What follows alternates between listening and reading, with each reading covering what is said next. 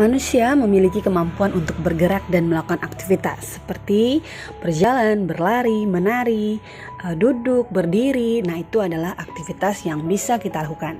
Nah, sekarang bagaimana manusia dapat melakukan gerakan itu? Nah, jadi kemampuan melakukan gerakan tubuh pada manusia didukung adanya sistem gerak yang merupakan hasil kerjasama yang serasi antar organ sistem gerak seperti rangka atau tulang, persendian, dan juga otot. Baiklah, pada hari ini kita akan membahas topik kita yaitu sistem gerak pada manusia. Sistem gerak pada manusia terdiri dari alat gerak aktif dan alat gerak pasif. Alat gerak aktif berupa otot dan alat gerak pasif berupa tulang. Baiklah, topik yang pertama kita bahas adalah tulang. Tulang pada manusia merupakan alat gerak pasif.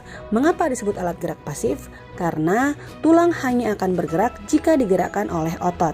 Nah, susunan tulang-tulang tersebut akan membentuk rangka. Nah, seperti ini kita harus tahu dulu apa sih fungsi dari rangka. Fungsi rangka pada manusia yaitu bisa memberikan bentuk pada tubuh, kemudian menahan dan menegakkan tubuh, menjaga agar organ tubuh tetap berada di tempatnya, melindungi organ-organ tubuh seperti otak, jantung, dan paru-paru untuk bergerak ketika dikehendaki otot, dan bisa menghasilkan sel darah di dalam sumsum tulang. Sel darah ini terdiri dari sel darah putih, sel darah merah, dan juga keping darah. Maka dari itu, karena di dalam sumsum tulang terdapat sel darah putih, maka si tulang ini bisa juga berperan dalam fungsi imunologis atau menjaga kekebalan tubuh karena di dalamnya terdapat sel darah putih atau leukosit. Secara umum, rangka tubuh manusia dikelompokkan menjadi dua bagian, yaitu rangka aksial dan rangka apendikular. Mari kita perhatikan gambar di samping ini. Rangka aksial merupakan jenis rangka yang tidak langsung terkait dengan sistem gerak. Karena itu, tugasnya adalah melindungi organ-organ yang berada dalam tubuh, misalnya otak, jantung, paru-paru, dan organ dalam lainnya. Rangka aksial manusia terdiri atas tengkorak, ruas-ruas tulang belakang, tulang dada, dan tulang rusuk. Mari kita bahas satu persatu. Yang pertama adalah tengkorak atau kranium. Tulang tengkorak berbentuk pipih, saling berhubungan dan membentuk rongga. Tulang-tulang ini mengelilingi dan melindungi otak yang ada di dalamnya. Tulang penyusun tulang tengkorak adalah tulang tempurung kepala atau kranium dan tulang wajah. Tulang tempurung kepala terdiri atas tulang kepala belakang atau occipital, tulang baji atau sphenoid, tulang tapis atau ethmoid, tulang pelipis temporal, tulang ubun-ubun atau parietal, dan tulang dahi yang disebut dengan frontal. Semuanya berjumlah 2 buah kecuali tulang dahi ya, cuman 1 buah. Nah, untuk bagian-bagiannya bisa kalian lihat dari gambar berikut. Sementara itu, tulang muka atau tulang wajah tersusun oleh tulang rahang atas atau maksila, tulang rahang bawah atau mandibula, tulang hidung atau nasal, tulang air mata atau lakrimal, tulang pipi atau zigomatik, dan tulang langit-langit atau palatum. Untuk lebih jelasnya, perhatikanlah bagian-bagian pada gambar tengkorak berikut. Berikutnya adalah ruas-ruas tulang belakang atau vertebrae. Ruas-ruas tulang belakang manusia terdiri atas 33 ruas, yang setiap ruas tulang belakang ini memiliki kemungkinan bergerak walaupun sedikit, sehingga adanya gerakan tersebut menjadikan tubuh kita tidak kaku.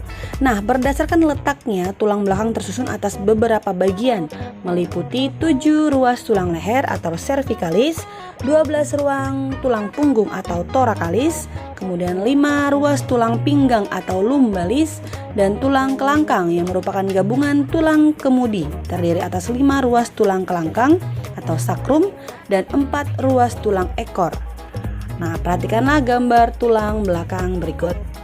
Jadi dilihat dari gambarnya ya, dimulai dari awal dari pertama sekali ruas tulang belakang ini adalah tulang atlas ya. Inilah yang pertama sekali yang menghubungkan antara tempurung kepala dengan ruas tulang belakang ya, yang nanti dilanjutkan dengan tulang leher langsung sampai ke ujung sekali atau bawah sekali itu adalah tulang ekor.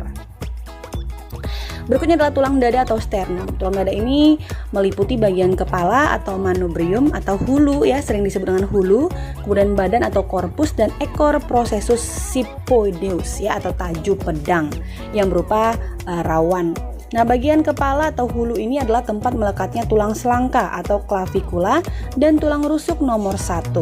Sementara tulang rusuk yang lain melekat pada bagian badan. Nah, mari kita perhatikan gambar di bawah ini untuk mengetahui tulang dada pada manusia. Tulang rusuk atau costae, tulang rusuk berjumlah 12 pasang yang dikelompokkan menjadi 3 macam, yaitu tulang rusuk sejati atau costa vera, tulang rusuk palsu atau costa spuria, dan tulang rusuk melayang atau costa fluctuantes ya. Nah, masing-masing tulang ini terdiri atas 7 pasang ruas tulang rusuk sejati yang ujung depannya melekat pada tulang dada, sedangkan ujung belakang melekat pada tulang belakang. Kemudian tulang rusuk palsu 3 pasang yang ujung belakangnya melekat pada tulang belakang dan ujung depannya melekat pada tulang rusuk di atasnya. Nah, yang terakhir 2 pasang tulang rusuk melayang yang ujung belakangnya melekat pada tulang belakang, adapun ujung depannya tidak melekat pada tulang dada atau sifatnya bebas. Nah, agar lebih paham, ayo kita perhatikan gambar tulang rusuk berikut. Berikutnya kita sampai di rangka apendikular. Nah, berbeda dengan rangka aksial ya, rangka apendikular terkait langsung dengan sistem gerak. Karenanya rangka apendikular ini tersusun atas tulang anggota gerak atas dan tulang anggota gerak bawah. Tulang anggota gerak atas ini terdiri dari apa saja? Yaitu tulang bahu atau pectoralis, tulang lengan atas atau humerus, dan tulang lengan bawah. Apa saja bagiannya? Kalau tulang bahu ada pada bagian kanan dan kiri tubuh. Tulangnya tersusun atas tulang selangka atau clavikula dan tulang belikat atau scapula. Bisa juga kalian pegang langsung bahu kalian ya, bahwa ada bagian yang keras. Yang pertama adalah tulang selangka di atas kali dan tulang belikat di arah belakangnya ya. Nah, tulang lengan atas hanya memiliki 1 buah tulang, sementara tulang lengan bawah terdiri dari 2 tulang, yaitu tulang hasta atau ulna dan tulang pengumpil atau radius. Perhatikan arahnya ya. Kalau dia dekat dengan jempol itu adalah tulang pengumpil arahnya ya. Tapi kalau dia yang mengarah dari kelingking kita itu adalah tulang hasta ya, atau tulang ulna. Nah, kedua tulang ini akan berhubungan dengan 8 tulang pergelangan tangan atau karpal, 5 tulang telapak tangan atau metakarpal, dan 14 tulang jari tangan atau falanges ya. Nah, agar lebih mengerti, ayo kita perhatikan gambar berikut. Tulang anggota gerak bawah. Pada manusia, tulang anggota gerak bawah meliputi tulang pinggul yang terdiri atas tulang duduk atau ischium, tulang usus atau ilium, dan tulang kemaluan atau pubis. Penyusun tulang pinggul ini masing-masing berada pada bagian kanan dan kiri tubuh. Pada tulang pinggul terdapat lekukan sebagai tempat melekatnya tulang paha, dan lekukan ini dinamakan dengan acetabulum. Dengan adanya acetabulum, tulang paha atau tulang anggota gerak bawah dapat melekat pada tulang pinggul. Tulang paha akan tersambung dengan 2 jenis tulang, yaitu tulang betis atau fibula dan tulang kering atau tibia. Persambungan antar tulang ini dilakukan oleh suatu tulang yang disebut tulang tempurung lutut atau patella. Kemudian tulang betis dan tulang kering berhubungan dengan 7 tulang pergelangan kaki atau tarsal, 5 tulang telapak kaki atau metatarsal, dan 14 tulang jari-jari kaki atau falanges. Mari sama-sama kita perhatikan gambar berikut ini. Baik, demikian materi pada hari ini. Terima kasih atas perhatiannya. Semoga bermanfaat. Saya akhiri. Wassalamualaikum warahmatullahi wabarakatuh.